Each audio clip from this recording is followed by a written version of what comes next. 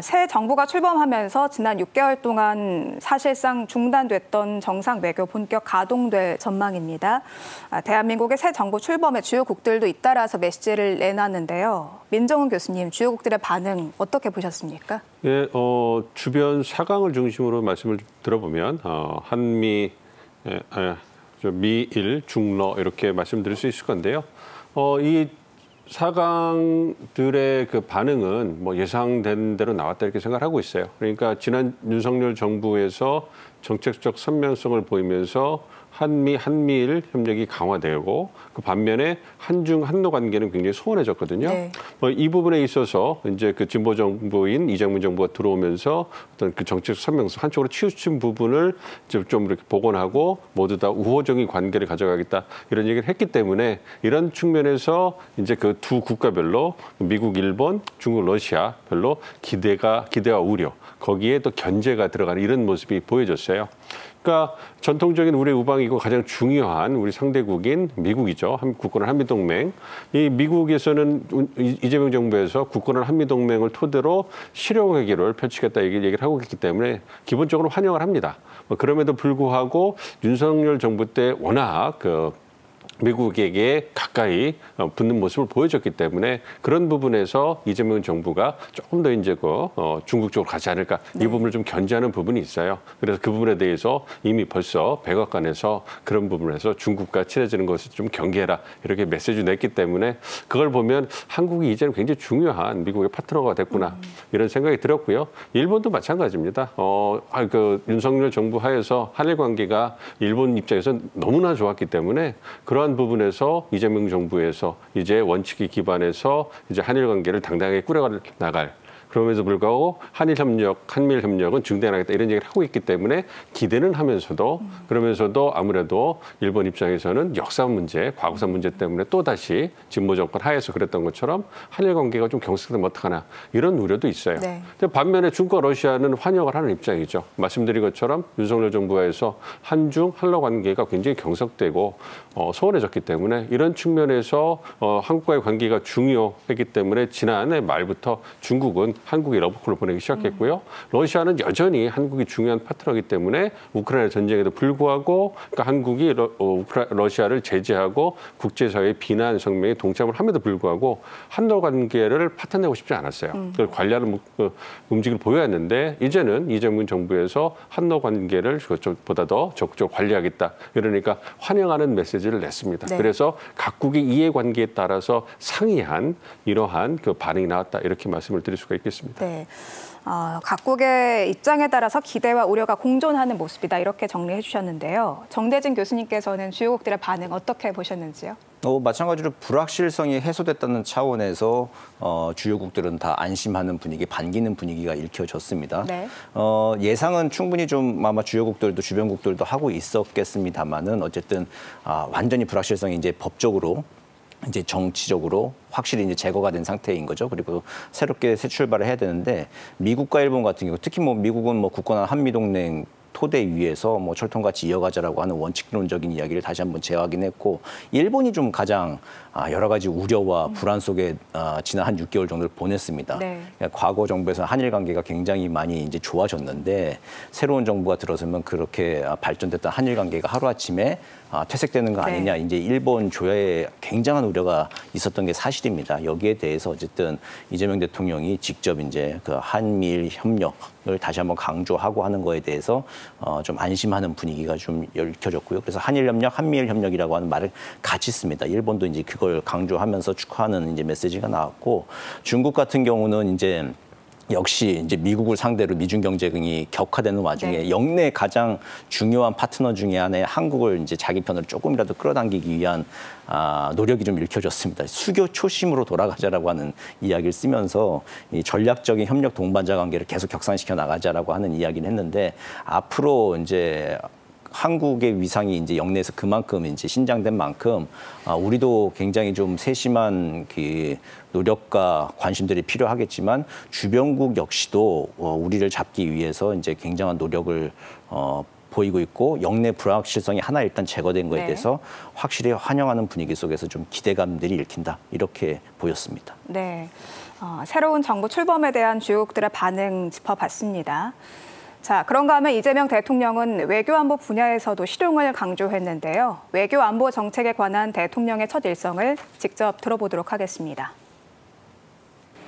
국익 중심의 실용 외교를 통해 글로벌 경제 안보 환경 대전환의 위기를 국익 극대화의 기회로 만들겠습니다. 굳건한 한미 동맹을 토대로 한미일 협력을 다지고 주변 국가의 관계도 국익과 실용의 관점에서 접근하겠습니다. 외교의 지평을 넓히고 국제적 위상을 높여 대한민국 경제 영토를 확장해 나갈 것입니다. 분단과 전쟁의 상처를 치유하고 평화, 번영의 미래를 설계하겠습니다. 아무리 비싼 평화도 전쟁보다는 낫습니다.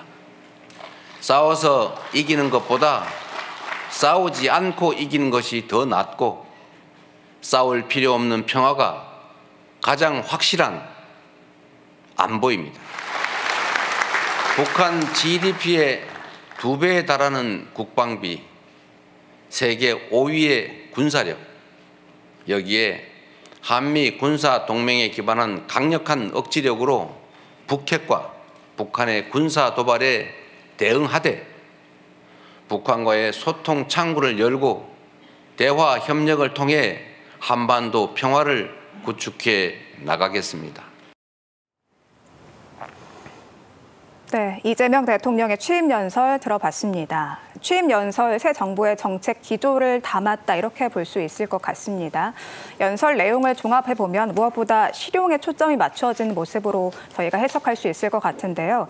자, 교수님, 북한의 도발에 대해서는 단호하게 다만 소통의 창구는 열어두겠다 이렇게 대통령이 밝혔는데 앞으로 남북 관계 좀 어떻게 전망하시는지요? 예, 화면에 나온 것처럼 남북 관계에 관련해서는 강력한 국방력을 바탕으로 해서 북한의 도발에 철저히 대비를 하면서도 이제 대화의 문을 열어놓는다는 거 아니에요? 그러니까 아무래도 이 남북 관계 관련해서 중요한 그 키워드는 한반도 긴장 완화와 비핵 평화 추구입니다. 그러니까 긴장 완화를 위해서는 강력한 국방력이 토대가 돼야 될 거고요. 이를 토대로 해서 이제 지난 정부에서 대북 억제력을 너무 강화하고 이제 대화의 문을 단절했기 때문에 그리고 그거에 이제 호응하면서 북한도 적대적 두 국가론을 주창하게 되면서 남북 관계가 단절이 돼 버렸어요. 네. 안타깝게. 그렇기 때문에 그런 부분에서 이제 그 남북 관계를 좀 복원을 하고요. 그리고 그 남북 관계가 단절되면서 군사적 긴장 수위가 굉장히 높아졌단 말이에요. 그렇기 때문에 이제 9.19 군사 합의도 좀 복원하면서 한반도 안보상을 관리하겠다. 그래서 민생 경제와 경제 활성화를 위한 토대를 만들기 위해서 안보 부분에서 코리아 리스크를 해소하겠다는 겁니다. 그래서 긴장을 완화하는 부분이 되는 거고요. 그걸 위해서 강력한 국방력 그리고 대화를 통해 가지고 이제 그 안정적으로 관리하겠다. 이와 더불어서 비핵 평화를 추구하겠다는 거예요. 그래서 아무래도 북한의 비핵화 문제가 굉장히 중요한 화두 아니겠습니까? 북한의 핵 미사일 능력이 계속 고도화되고 있기 때문에 이 부분에 대해서 우리 현실적으로 이제 그 견제하고 이제 그 막을 수 있는 방안이 필요하기 때문에 그걸 위해서 북한의 비핵화를 추구하면서 북한과 미국과의 대화가 이루어진다면 한국이 적극적인 역할을 하면서 한반도 비핵화를 통해서 한반도 평화와 안정, 번영의 토대를 놓겠다 이렇게 생각하고 있습니다. 네. 또 앞서서 저희가 봤을 때 외교 안보 정책의 키워드를 좀 실용으로 정리할 수 있을 것 같다 이런 얘기를 좀 했거든요. 교수님께서 보시기엔 어떻게 읽히셨는지요? 그러니까 실용이라는 부분, 실용 외교잖아요. 그러니까 네. 국익 중심의 실용 외교인데, 그러니까 실용이라는 것은 아까 그 말씀드린 화면에 나온 것처럼 이제 대상이 있지 않습니까? 네. 그 대상에 대해서 우리 국익을 바탕으로 해서 유연하고 탄력적으로, 실용적으로 접근을 하겠다는 거예요. 그래서 남북 관계는 방금 말씀드린 것처럼 강력한 강력한 국방력을 토대로 해서 긴장 완화와 비핵 평화를 추구해서 안정적으로 관리하겠다. 그리고 이제 한미 관계 같은 경우에는 우리의 가장 안보에 있어서 토대가 아니겠습니까? 그래서 국가는 한미 동맹을 토대로 해서 이제 미래형 포괄적 전략 동맹으로 발전시키면서 양국의 전략적 이익을 추구하겠다 이렇게 얘기를 하는 거고요.